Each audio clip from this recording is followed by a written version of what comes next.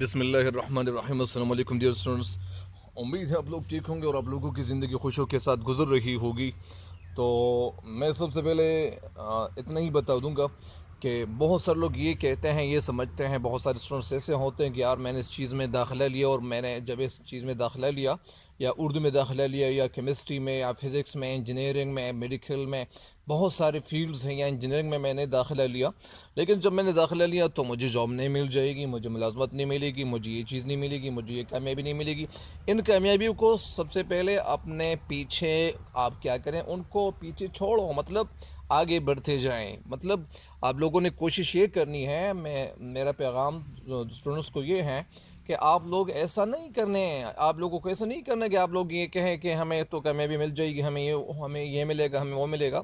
تو بہت ساری ایسی باتیں ہو سکتی ہیں کہ لوگ یہ کہتے ہیں کہ ہمیں کامیابی نہیں ملے گی۔ کامیابی تو ضرور آپ لوگوں کو ملے گی، اور کامیابی آپ کی قسمت بن جائے گی، کیونکہ بہت سے لوگ یہ کوشش کرتے ہیں، کہتے ہیں کہ ہمیں کامیابی نہیں ملے گی۔ کامیابی کیوں نہیں ملے گی؟ کامیابی ضرور ملے گی، لیکن آپ لوگ کامیابی کے لیے جب کوشش کریں گے، صحیح کریں گے، تو ظاہری بات ہے کہ جب صحیح کریں گے، کوشش کریں گے، تو پھر آپ لوگوں کو کامیابی ضرور ملے گی۔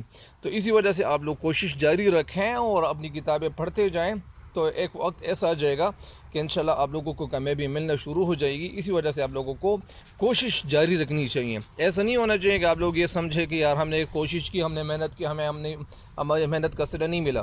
تو یہی بات ہے، اور کوشش جاری رکھے، ٹھیک ہے؟ تو بڑھتے ہیں اگلے شعر کی تشریح کی طرف۔ آج کا پانچواں شعر کیا ہے؟ بسم اللہ الرحمن الرحیم۔ میرے چینل پہ آنے والے ان کو چاہیے کہ میں چینل کو سبسکرائب بھی کریں اور اپنے دوستوں کے ساتھ اس لنک کو شیئر بھی کریں۔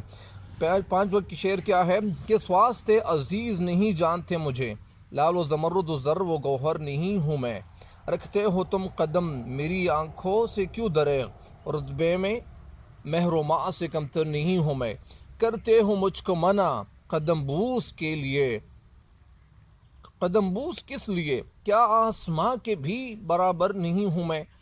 تو اصل میں یہ جو تین اشعار ہے، اس کو قطع بند اشعار کہتے ہیں۔ قطع بند اشعار وہ ہوتے ہیں جو ان کے جو خیالات ہوتے ہیں، یا جو اس میں ایک ہی خیال لیا ہوا ہوتا ہے، ایک ہی خیال کو شاعر بیان کر رہا ہوتا ہے، تو اس کو ہم کیا کہیں گے؟ قطع بند اشعار۔ اصل میں ان اشعار کے حوالے سے کچھ لوگ تو یہ کہتے ہیں کہ ان اشعار کا جو حوالہ ہے، سامنے جو موضوع ہے، یا جس کو یہ کہنا چاہ رہے ہیں یا چاہ رہے ہیں، یا جو شعر کا جو مطلب ہے یا جو مقصد ہے یا جو مدعا ہے، وہ اصل میں اس کے سامنے محبوب ہے۔ لیکن کچھ لوگ تو یہ بھی کہتے ہیں کہ یہ ان کے سامنے یہ جو مدعا ہے یا جو مقصد ہے ان کے سامنے ہمارے قائے نامدار حبیبی کے دیگر حضرت خاتم الانبیاء صلی اللہ علیہ وآلہ وسلم ہے۔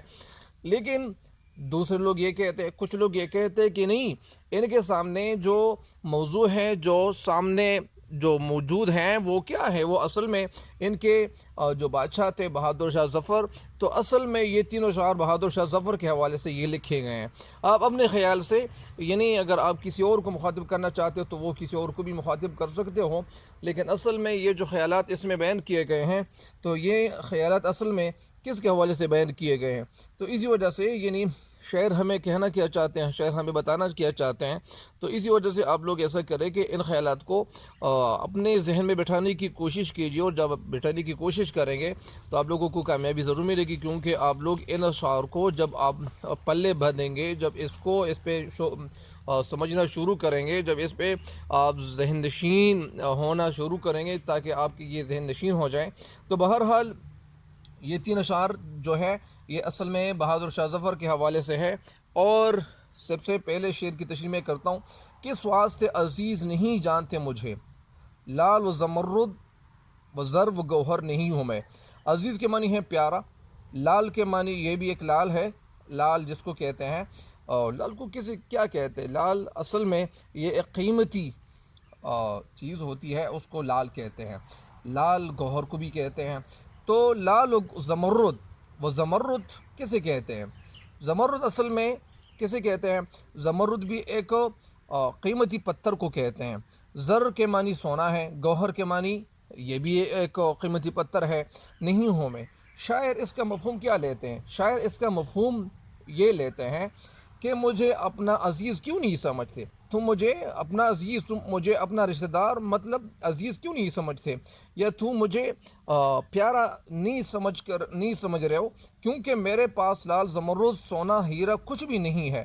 یعنی مطلب اس کا کیا ہے؟ مطلب اس کا یہ ہے کہ یہ جو لال و زمرد ہیں یہ چیزیں اصل میں ان کی تو قیمت ہے تیرے پاس، لیکن میری قیمت کیوں نہیں ہے؟ تو اس شعر کی تشریح آپ کو کرواتا ہوں تاکہ ان اشعار کی تشریح آپ کے ذہن میں بیٹھ جائے۔ ان اشعار کی تشریح کیا ہے؟ یعنی اصل میں تینوں اشعار قطباً ہیں، ان کا مخاطب وہ محبوب بھی ہو سکتا ہے، بادشاہ وقت بھی وہ ہو سکتا ہے، اور خوبی ان اشعار میں یہ ہے کہ اشعار تو محبوب یا بادشاہ کی شان میں ہیں یا شان میں کہے گئے ہیں، مگر ہر شعر میں اپنی ایک عظمت بھی چھپی ہوئی ہے، اور انداز بیان غالب کا ہی یہ حصہ ہے یا خاصہ ہے۔ مطلب اس کا کیا ہے کہ آپ مجھے عزیز کیوں نہیں رکھتے؟ لال و زمرد تو نہیں ہوں، کیونکہ جن کی قدر آپ کی نگاہ میں، آپ کی آنکھوں میں نہیں ہے۔ لال و زمرد کی قدر تم اس لیے نہیں کر رہے ہو، بادشاہ کو مخاطب ہو کر کہتے ہیں کہ لال و زمرد کی آپ اتنی عزت آپ اس لیے نہیں کر رہے ہو، یا زمرد اور ان چیزوں کی سونے کی، ہیرے کی آپ اس لیے قدر نہیں کر رہے ہو کیونکہ ہیرا اور یہ قیمتی چیزیں تیرے پاس خزانے میں وافر مقدار میں موجود ہے، کثرت سے موجود ہے۔ تو جو چیز کثرت سے موجود ہو تو آپ اس کو مطلب اتنی اہمیت نہیں دیتے ہو، اسی وجہ سے آپ مجھے بھی اتنی اہمیت نہیں دیتے ہو۔ کیا میری مثال ان چیزوں جیسی ہے؟ نہیں، جیسے میری مثال نہیں ہے، اس لیے نہیں ہے کہ وہ آپ کے خزانے میں یہ چیز بکثرت موجود ہے، میں تو غالب ہوں، اور سارے لوگ جانتے ہیں کہ آج میرا جو زمانے میں یا یہاں جو ہندوستان میں میرا جو مرتبہ ہے، یا میں جس مرتبے پہ آج کل فائز ہوں، جو مرتبہ مجھے ملا ہے، تو وہ کیا ہے؟ چنانچہ یہ غالب خود بھی کہتے ہیں کہ میرا جو مرتبہ ہے وہ بہت اونچا ہے، وہ ایک اعلیٰ مرتبے پہ میں آج کل میں فائز ہوں۔ مطلب اس کا کیا ہے؟ یہی اس کا مطلب ہے کہ میرا جو مرتبہ ہے وہ بہت بلند ہے، لیکن تم مجھے جو عزیز نہیں جانتے ہو، تم مجھے اہمیت نہیں دے رہے ہو۔ تو اہمیت اس لیے نہیں دے رہے ہو کہ اصل میں تیرے پاس، تیرے خزانے میں یہ ساری چیزیں وہ وافر مقدار میں موجود ہے، کثرت سے یہ چیزیں موجود ہے۔ تو جو چیز کثرت میں موجود ہو تو لوگ ان کو اہمیت نہیں دیتے، یہی وجہ ہے کہ آپ لوگ مجھے اہمیت نہیں دے رہے ہو۔ تو یہی ان کا مطلب ہے۔ اس شعر کی تشریح مکمل ہو گئی ہے، اگلے شعر کی تشریح کی طرف بڑھتے ہیں۔ رکھتے ہو تم قدم میری آنکھوں سے کیوں دریغ، رتبے میں مہر و ماں سے کمتر نہیں ہوں میں۔ اس کا مطلب کیا ہے؟ اس شعر کا کیا مطلب ہے؟ تو اس شعر کا مطلب میں آپ کو سمجھاتا ہوں تاکہ اس شعر کا مطلب بھی آپ کے ذہن میں یہ بیٹھ جائیں۔ اس شعر کا مفہوم کیا ہے؟ اس شعر کا مفہوم تم میری آنکھوں سے اپنے قدم کیوں دور رکھتے ہو، میں تو مرتبے میں سورج اور چاند سے کسی بھی طرح کمتر نہیں ہوں۔ قدم آنکھوں سے درہ کے معنی کیا ہے؟ کوتاہی کرنا، اور مہر کے معنی ہے سورج، ماہ کے معنی ہے چاند، کمتر کے معنی ہے ادنا، رتبے میں میری حیثیت، رتبے کی کیا معنی ہے؟ رتبے کی معنی ہے حیثیت۔ تو اسی وجہ سے شاعر اس شعر میں کہنا کیا چاہتے ہیں، بتانا کیا چاہتے ہیں، ہمیں سمجھانا کیا چاہتے ہیں؟ تو یہ بات ہمیں سمجھانا کیا چاہتے ہیں، اصل میں اس شعر میں بھی شاعر ہمیں سمجھانا چاہتے ہیں، ہمیں بتا دینا چاہتے ہیں، اور بتا دینا کیا چاہتے ہیں؟ اس شعر میں ہمیں شاعر یہ بتانا چاہتے ہیں کہ اصل میں میری آنکھیں، یا اس طرح اپنی آنکھوں کے حوالے سے بھی بتانا چاہتے ہیں، یہ سمجھانا چاہتے ہیں کہ اصل میں اس شعر کا مطلب کیا ہونا چاہیے۔ اس شعر کا مطلب یہ ہونا چاہیے کہ اصل میں شاعر اپنی جو بلندی ہے، اپنا جو مرتبہ ہے، یہ لوگوں کے سامنے لے آتے ہیں اور کہتے ہیں، بتانا چاہتے ہیں، ہمیں سمجھانا چاہتے ہیں کہ اصل میں میرا رتبہ کیا ہے۔ اصل میں بے پرواہ سے اصل میں شاعر اس شعر میں کہنا یہ چاہتے ہیں کہ تم میری نظروں کے سامنے چلنے پھرنے سے گریز کرتے ہو، تم میرے سامنے چلنے پھرنے سے گریز کرتے ہو، یا دور خود کو کرنا چاہتے ہو۔ شاید ایسا اس لیے ہے کہ تم مجھے حقیر سمجھتے ہو، تم مجھے کم مرتبہ اور کم حیثیت خیال کرتے ہو کہ میری کوئی حیثیت نہیں ہے، میرا کوئی مرتبہ اس دنیا میں نہیں ہے، میرا کوئی مرتبہ اس دنیا میں تیرے سامنے نہیں ہے، حالانکہ میرا مقام اور رتبہ اور مرتبہ سورج اور چاند سے کسی بھی طرح کم نہیں ہے۔ اگر تم مجھے حوصلہ، اگر تم مجھے رتبہ نہیں دے رہے ہو، لیکن میرا مرتبہ چاند اور سورج سے کسی بھی طرح کم نہیں ہے۔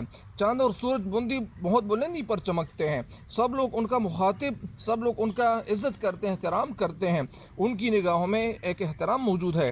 شعر کہتے ہیں، سمجھانا چاہتے ہیں کہ میں بھی شاعری اور شہرت کے آسمان پر ایک چمکتا ہوا چاند ہوں اور نور پھیلاتا ہوا میں سورج ہوں. یعنی ایسا نہیں ہے کہ میں کوئی کمتر انسان ہوں, میں کوئی کمتر شخصیت ہوں. میرا جو مرتبہ ہے شاعری میں وہ بہت بلندی پہ میں یعنی چمکتا ہوں, میں روشنی دیتا ہوں. اور میرا مرتبہ اتنا کمتر مت سمجھو, مجھے بھی ایک انسان سمجھو. میرا مرتبہ یعنی اتنا کمتر جو تو مجھے دے رہا ہے, تو میں کسی طرح بھی یعنی آسمان سے مطلب کہنا یہ چاہتے ہیں, کیونکہ سب جانتے ہیں کہ شہرت و عظمت کے لحاظ سے میں آسمان سے کسی طرح کم نہیں ہوں. یعنی میرا مرتبہ وہ بہت بلند ہے اور مجھے میرا مرتبہ دینا چاہیے.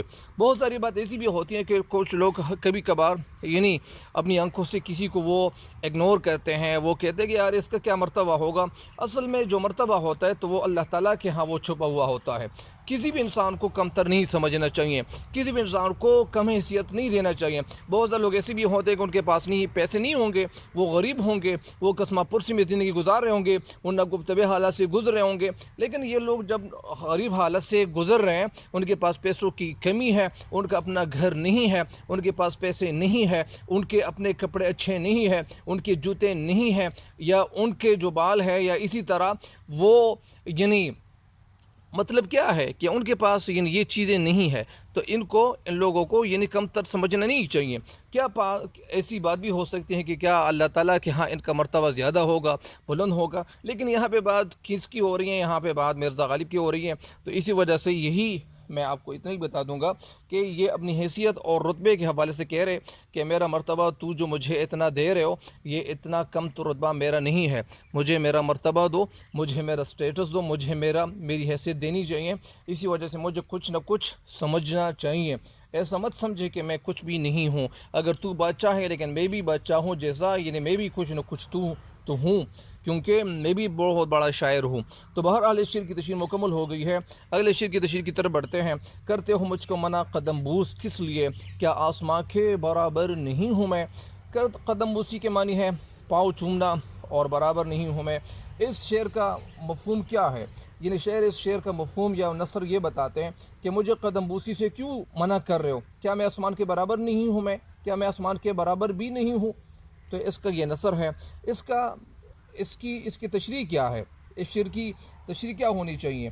اس شعر کی تشریح یہ ہونی چاہیے کہ شاعر اس شعر میں ہمیں بتانا چاہتے ہیں, ہمیں سمجھانا یہ چاہتے ہیں کہ آسمان انتہا درجے کی بلندی والا, یعنی آسمان کیا ہے, وہ انتہا درجے کی بلندی کا دوسرا نام ہے. مرزا غالب کو اصل میں اپنے حسب اور نسب پہ بڑا ناز تھا, وہ بڑا فخر کرتا تھا, اور کہتے تھے کہ اصل میں اسی شاعرانہ جو تعلی ہے, جو اعلیٰ برتری ہے, خود کو دیتے ہوئے کہتے ہیں کہ اسی بنا پہ وہ خود کو مخاطب ہو کر کہتے ہیں کہ کیا میرا مرتبہ آسمان کے برابر نہیں ہے. جیسا آسمان اپنی تمام تر بلندی کے باوجود چاند اور سورج کے پاؤں چومتا ہے, اسی طرح میں بھی تجھ سے اپنی محبت, بے بنا محبت اور عقیدت کے اظہار کے لیے تمہارے پاؤں چومنا چاہتا ہوں. مجھے ایسا کرنے سے تم کیوں منع کر رہے ہو, کیوں مجھے دور رکھنے کی کوشش کر رہے ہو. ظاہری بات ہے کہ قدم بوسی بھی اظہار عقیدت و محبت کا ایک اصل میں یہ ایک انداز ہی تو ہے. یہی جذبہ ہے جس کے تحت مرید اپنے پیر کے پاؤں چومتے ہیں. مطلب اس کا یہ ہے کہ مجھے اتنا کم مرتبہ مت دے دو, مجھے بھی کچھ نہ کچھ مرتبہ دے دو, کیونکہ میں بھی آسمان کے برابر نہیں ہوں. کیا میں آسمان کے برابر نہیں ہوں, اس کا مطلب کیا ہے کہ تم میری آنکھوں پہ اپنے پاؤں کیوں نہیں رکھتے ہو. میں تو مرتبے کے اعتبار سے مہر و ماں کا ہم پلا نہیں ہوں, اس لیے اس کام سے آپ کی تذلیل کا کوئی امکان نہیں ہے. جب آپ نے آسمان کو قدم بوسی کی اجازت دے دی تو مجھے بھی یہ شرف عطا فرمائیے, کیونکہ سب جانتے کہ شہرت اور عظمت کے لحاظ سے میں آسمان سے کسی طرح میں کم نہیں ہوں, کیونکہ میں کسی طرح میری جو حیثیت ہے وہ بھی بڑی اچھی حیثیت ہے. مطلب اس کا یہ ہے کہ یہ سمجھانا چاہتے ہیں کہ اے بہادر شاہ ظفر, اگر تجھے بادشاہت ملی ہے, اگر تجھے رتبہ ملا ہے, اگر تجھے تیری حیثیت بہت بڑی ملی ہے, لیکن مجھے بھی کچھ نہ کچھ حیثیت تو دینی چاہیے. اسی وجہ سے میرا مرتبہ بھی کسی طرح کم نہیں ہے, اسی وجہ سے میری بھی کچھ نہ کچھ حیثیت ہونی چاہیے. کیونکہ اگر تو بادشاہ ہے تو میں بھی ایک بہت بڑا شاعر ہوں, اسی وجہ سے میں بھی, کیونکہ میں وظیفہ خوار ہوں, میں بھی یعنی مجھے بھی ایک جگہ مل گئی ہے تیری اس عالی شان عمارت میں, مجھے بھی کوئی جگہ مل گئی ہے. تو اس شعر کی تشریح مکمل ہو گئی ہے. آخر شعر کی طرف بڑھتے ہیں. غالب وظیفہ خوار ہو دو شاہ کو دعا, وہ دن گئے جو کہتے تھے نوکر نہیں ہوں میں. وظیفہ خر کے معنی ہے وظیفہ کھانے والا. دو شاہ کے معنی ہے بہادر شاہ ظفر. شاہ کے معنی ویسے شاہ کے معنی بادشاہ ہے، لیکن یہاں پہ شاہ کے معنی کیا ہے؟ بہادر شاہ ظفر. وہ دن گئے جو کہتے تھے نوکر نہیں ہوں میں. اس شعر کا مفہوم کیا ہے؟ اس کا مفہوم یہ ہے کہ غالب تم بادشاہ کو دعا دو کیونکہ تم اس کے وظیفہ خار ہو. وہ تو تجھے وظیفہ دے رہا ہے. وہ زمانہ گزر گیا ہے، وہ دن گزر گئے ہیں جب تم کہتے تھے کہ میں کسی کا نوکر نہیں ہوں میں. یعنی بہت سارے لوگ کہتے تھے کہ یار میں کسی کا نوکر نہیں ہوں، مجھے پیسے نہیں ملتے، یا میری کوئی عزت نہیں تھی اس دنیا میں، میری کوئی حیثیت نہیں تھی، لوگ مجھے کوئی حیثیت نہیں دے رہے تھے. لیکن اصل میں ابھی مجھے تو نوکری مل گئی ہے. یعنی آپ لوگوں نے دیکھا ہوگا بہت سارے لوگ ایسے کہ ہوتے ہیں کہ وہ کوشش کرتے ہیں کہ ان کو ایک جگہ مل جائے، مطلب ان کو نوکری مل جائے، ان کو لیکچرشپ کی نوکری مل جائے، ان کو پروفیسری کی نوکری مل جائے، ان کو کوئی اور نوکری مل جائے.